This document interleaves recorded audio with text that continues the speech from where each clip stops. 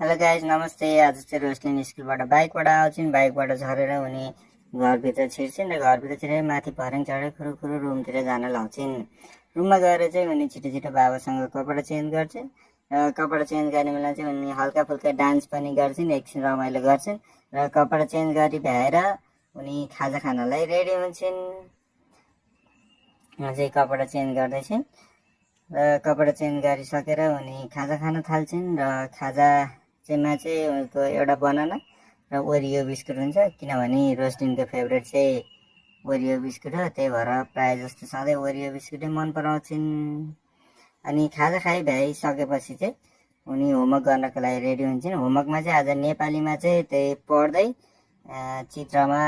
चित्र हेरेर मिलाएर जोडा मिलाउने हुन्छ, त्यो पनि उनले सक्छिन्। र त्यसपछि चाहिँ पछाडि चाहिँ त्यो उतापट्टिको अब कता कता लगाएको छ छैन भने सार्ने हुन्छ, त्यो सारी भ्याएर सबै होमवर्कहरू छिटो छिटो नै गर्छिन् र हल्का त्यहाँ के अरे बिगारेर फेरि मैले मेटाएर फेरि गराइदिन्छु। त्यसमा चाहिँ माथिबाट त्यो शब्द छानेर लेख्नुपर्ने हुन्छ। नेपालीको लगभग अब सकाउँछिन् र नेपालीको सकाइसकेपछि चाहिँ म्याथको चाहिँ त्यो लाइन तानेर डट्स दिने हुन्छ, नम्बर हेर्दै त्यही लाइन र डट हाल्छिन्, मिलाएर राम्रोसँग गर्छिन्।